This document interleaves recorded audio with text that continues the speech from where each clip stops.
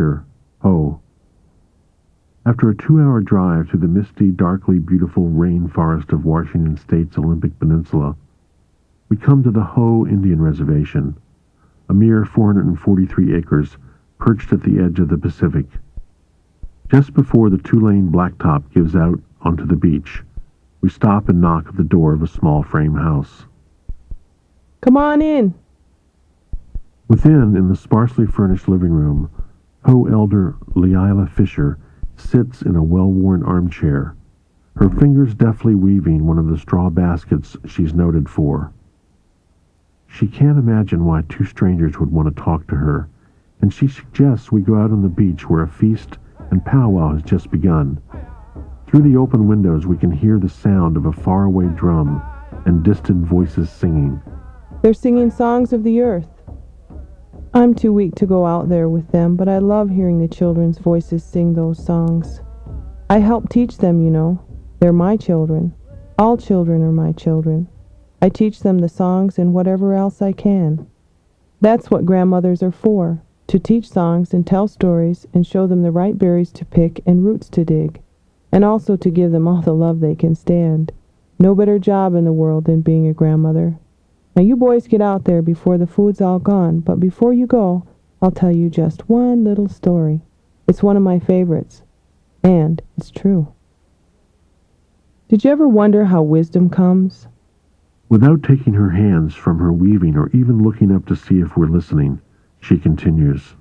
There was a man, a postman here on the reservation, who heard some of the elders talking about receiving objects that bring great power.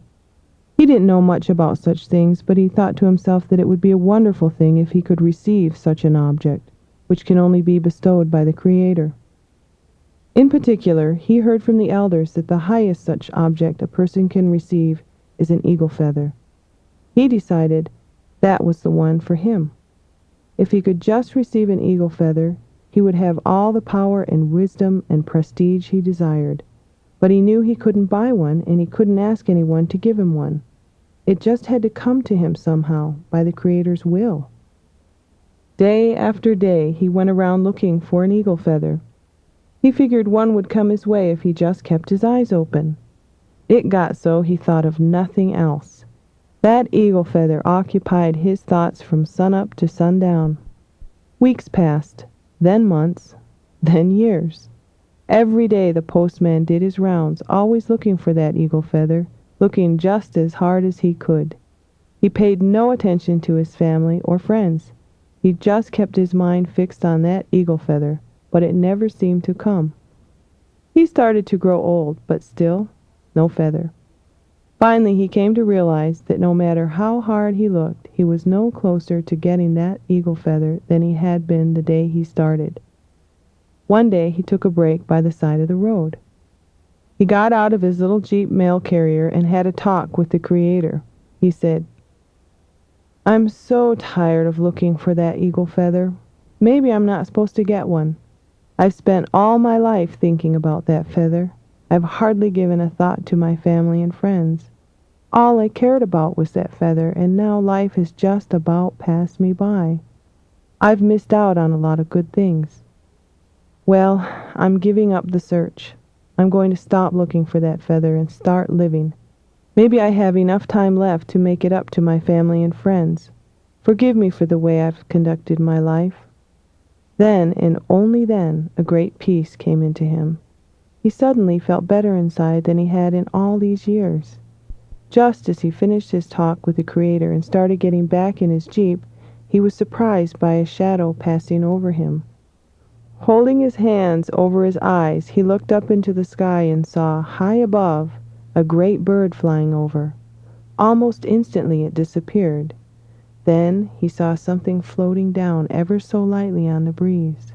A beautiful tail feather. It was his eagle feather.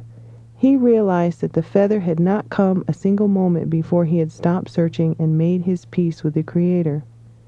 He finally learned that wisdom comes only when you stop looking for it and start truly living the life the Creator intended for you. That postman is still alive, and he's a changed person. People come to him for wisdom now, and he shares everything he knows. Even though now he has the power and the prestige he searched for, he no longer cares about such things.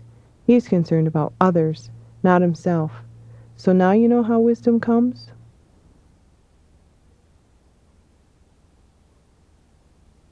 Buffalo Jim, Seminole. As we leave Alligator Alley and drive up the narrow paved road to the Big Cypress Seminole Indian Reservation, we pass a small bullet-riddled sign. U.S. Government Property, Department of the Interior. The land on either side is brown and grim, a flat and monotonous expanse of nearly dry sawgrass marsh dotted with sparsely treed hummocks, knoll-like remnants of former islands in the now largely drained swamp called Big Cypress, just north of Everglades National Park. At a small roadside grocery and diner, the only commercial establishment in sight, we stopped to ask the way to the home of Buffalo Jim, the aged medicine man we're seeking out.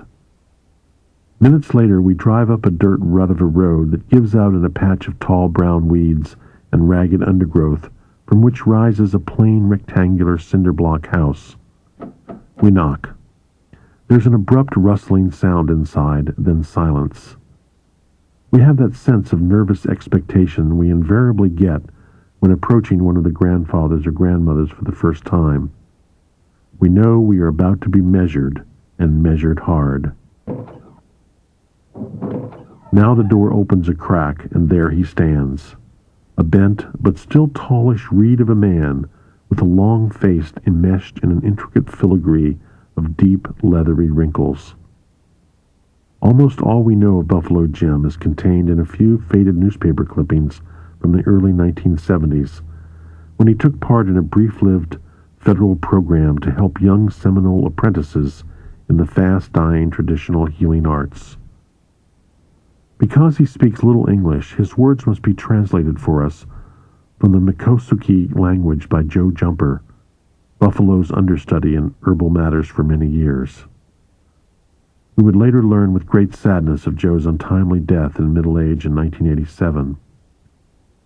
Widely revered among his people for his herbal knowledge and spiritual powers, Buffalo has practiced medicine for more than 70 years, being especially renowned for his ability to ease pain through the use of sacred curing songs.